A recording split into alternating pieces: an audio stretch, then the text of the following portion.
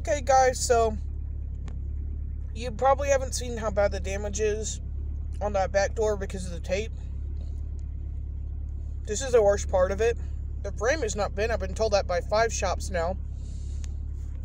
But that quarter panel was fucked. What saved this car was the built-in roll cage.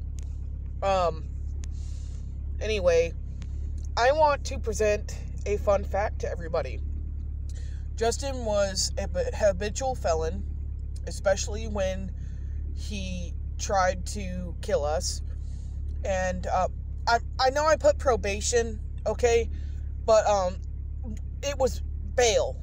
My brain wasn't thinking about what I was trying to say. And I was in a rush to make the video before bed.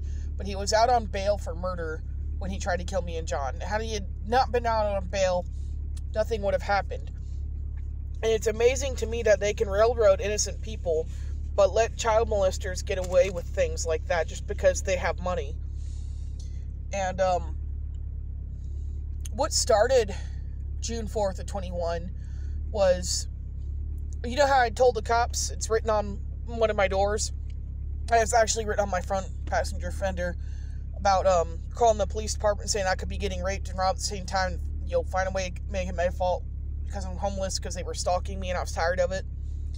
Well, also because they were stalking me and I was tired of it, Justin, now mind you, I'm autistic and I have trouble picking up on people sometimes, and he was one of them.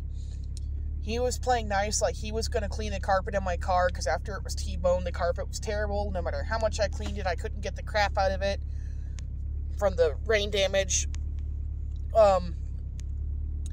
And so he was going to clean the carpets, and what I didn't know was he was doing it so he could steal my Mossberg 500 at the bottom of my trunk that was legally locked down. And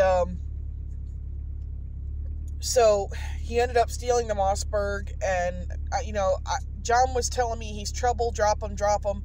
And when I tried to drop Justin, I guess his predatory senses picked up on it, because this is what he pulled after he sensed that I was trying to drop him. He could find me no matter where I was around town. So he ended up stealing my Mossberg 500, and I ended up trying to get it back on my own without making a report because of the police stalking me, because I believed that if I made the report that they would find a way to make it my fault. And they proved me right when they arrested me and John instead of Justin and Michelle. So that's the thing, though, is he was a habitual felon. I had no record. And they charged John with felon and firearm for saving my life, but they didn't charge Justin for having a firearm, even though they were told he stole my Mossberg. And I think they told the media that I was involved in an illegal gun sale or something. No, I wasn't going to sell my gun to him or anybody. I was going to learn how to use it for hunting.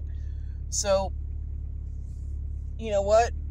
You know, that's some more bullshit, too. That they do that with other people besides just me and John.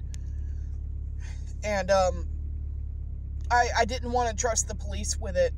And even that day, like, when Justin and Michelle drove past a cop by the church, one of the churches behind Walmart they took us to, I drove right past that cop. And I had the opportunity to not follow Justin and stop beside that cop and say, he stole my gun, I'm trying to get it back. And you know why I didn't do that? Because of them stalking me and following me around. Because I believed and still believe that if I had told them, that they would have found a way to make it my fault.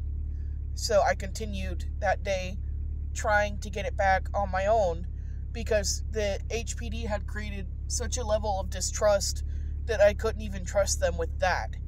And the fact that they had stalked me to the point that I couldn't trust them with reporting my shotgun as stolen.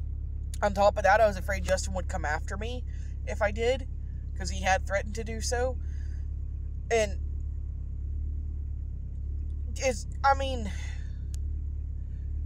when you really want to look at the situation, when you want to look at the root cause of what happened on June 4th, 21, Henderson County Police were pretty much solely responsible for that event happening in the first place. Because had they not stalked me for living in my car, every time I tried to go to work, I would have called the police and told them that he had stolen my Mossberg. I couldn't trust them to make that report. And had it been where they had not stalked me at all, that's the first thing I would have done as soon as I got away from him. But I didn't. Because I didn't trust the police anymore. They had lost my trust and they had lost my respect. And now they have still lost my trust and they have still lost my respect, with the exception of a few. So let that sink in. Because the police here, I met another autistic person tonight who said that they take advantage of autistic people, and I told him my story. So they're still doing it to other people as of right now. How many police departments around the country are doing this? It's not just Henderson County.